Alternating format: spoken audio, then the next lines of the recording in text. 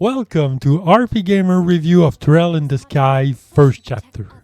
This is read by Sperambres, written by Delandar, and the video is edited by Airfrog.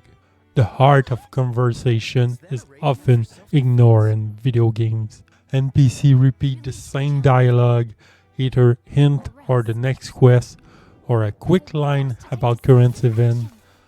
Not so with Neon Falcon, the Legend of Hero franchise, which among its many accolades boasts world building on an intricate level rarely seen in RPGs.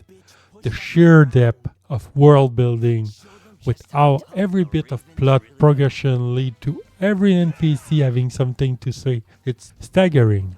This makes revisiting Trail of the Sky first chapter as the start of such a rich story filled with foreshadowing, so interesting with the benefit of hindsight, adding new dimension to the combat with action element to blend with the traditional turn-based as well as redone visual and voice acting.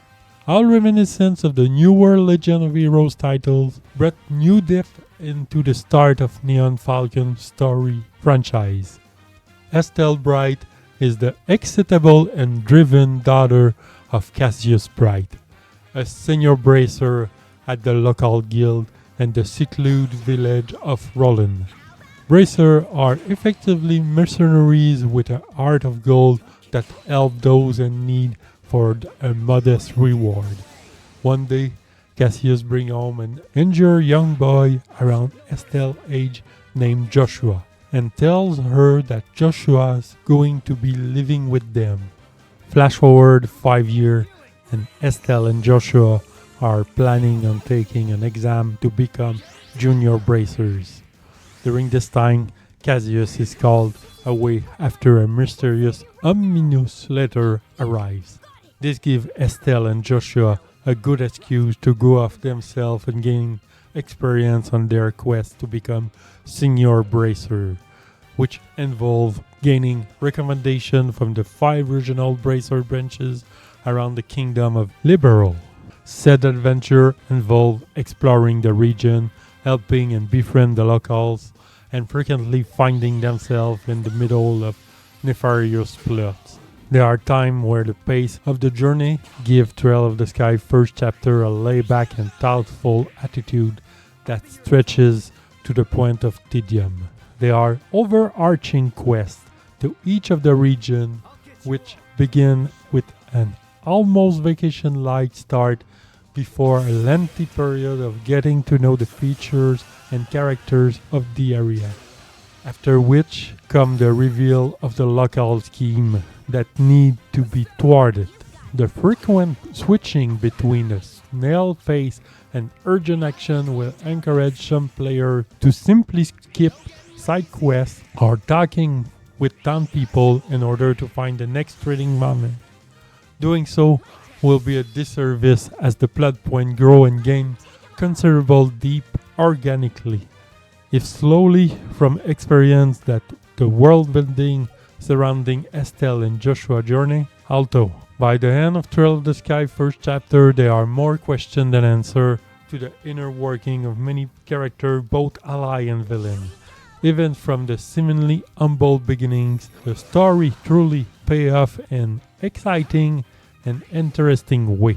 There's always something brewing in every region of the Liberal Kingdom. Many NPCs are given names and entire story arc that are played out in the background of every town. With some spanning the entire adventure, characters pop in and out of Estelle and Joshua peripherals as they live out their lives in minor yet relatable ways. An example of this is a love-struck couple that begin enrolling with a shy boy sharing his feeling with his crush and can see their whirlwind romantic tour of the kingdom, only to end on the question of whether or not he will propose to the love of his life. These little stories help make the slower pace of the main plot feel worthwhile, as they enrich the world as the main plot grows larger in scope. Trail in the Sky first chapter is full of this heartwarming micro story that are only experienced if player actively look for them. Luckily, player can fast travel to each notable location after reaching the first time. Speaking with every new conversation show on the minimap as colored circles that fade out when they have been spoken with. Can take longer than most dungeons to complete. They also pop up regularly during new point of plot progression, which can include a cutscene or ending as endgame day that lead to hours of talking. Skipping this small moment can start to be enticing to even the most ardent fan of noticing the small thing. One stopping to smell the roses, while on a walk will rarely stop to smell every single flower they come across after all. The other party members who come and go throughout the game all blend into this highly realized world easily and leave their mark on Estelle and Joshua. While having their own moment, they have secrets that the player won't fully uncover until subsequent games in the series.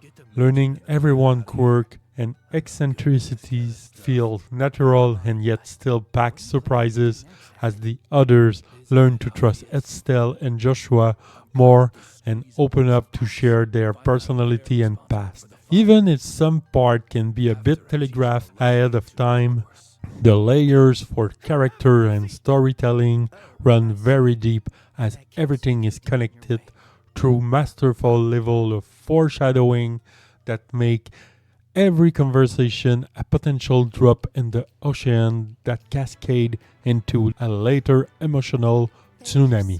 Appreciating all this character work means Bracer job must be completed. Regions are massive set pieces where the ability to explore is only restricted due to plot reason. If the main story have something time or location sensitive that forces player to stay in a small section, this means that players are best served exploring everywhere when they can. It is not always easy to tell what will be available after the next main story section is completed. With location or side quests potentially being cut off while exploring, there are destructible objects that drop ingredient or Sifit currency, with ingredient also dropped by enemies. Ingredients are used on recipes that provide healing consumable with additional benefit like curing a specific debuff that are learned by purchasing meal or snack from restaurants and shops, which unlock their recipes for future use after being consumed. Exploration is helped by the remake's new combat system, which borrow from the most recent Trail to Daybreak games. Except for scripted battle, monsters in the field can be attacked in real time without swapping to turn-based combat. Combining enemy groups running away or just hammering away with strike until the enemies are defeated are all possible through the action system.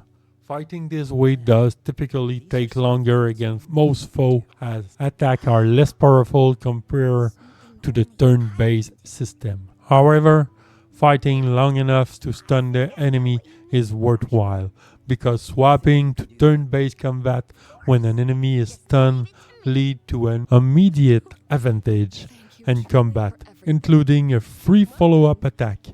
These advantages also activated when players do a critical hit during turn-based combat. Build up a meter up to 1 tick each time, which lets players use more powerful follow-up or a double attack or even a devastating full party burst. Engaging with the system is a fun mechanic to eliminate weak enemies, but there's an hierarchy on which players should be used. Only physical attack can be done during action combat, giving a definite edge on to controlling the more physical inclined party members during exploration. Seamlessly transitioning into turn-based, often gaining an advantage in the process, make combat quite snappy against regular foes. While turn-based party members have access to magical orbal art that use energy point (EP), as well as personal special ability that use craft point (CP). Orbal art can be strategically implemented to hit an enemy weakness or heal quickly and are boosted when the character has the 0 icon and the turn order, which make the casting time immediate and use no EP.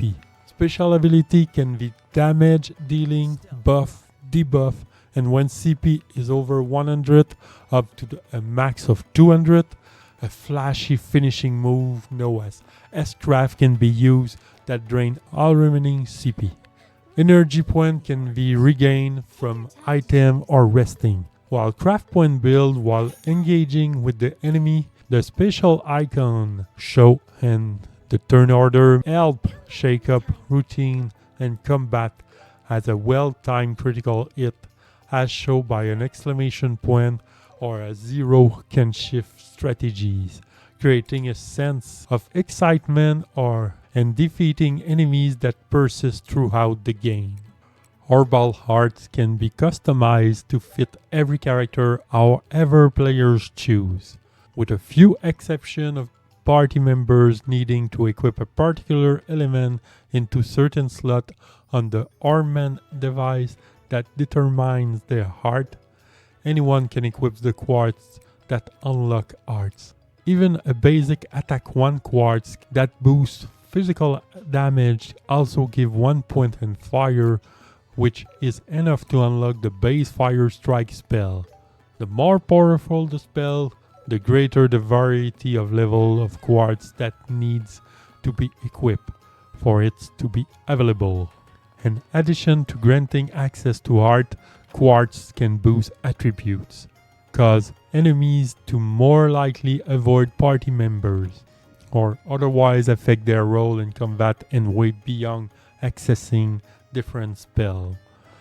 This variety of quartz can allow players to tailor different strategies despite having the same party member.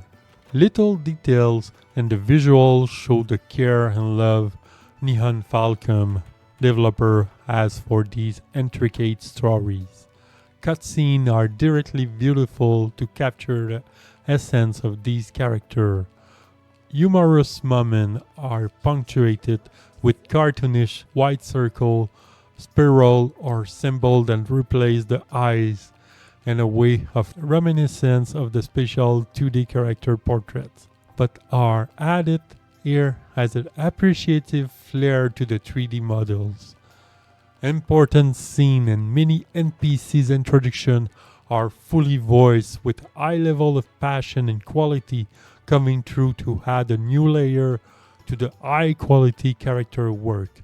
The redone soundtrack takes moments all across the emotional spectrum and heightened them with elegance that add a sense of whimsy to the adventure, with notable work coming from the piano, trumpet, and a whole host of other percussion instruments, with the option to switch back to the original if player want.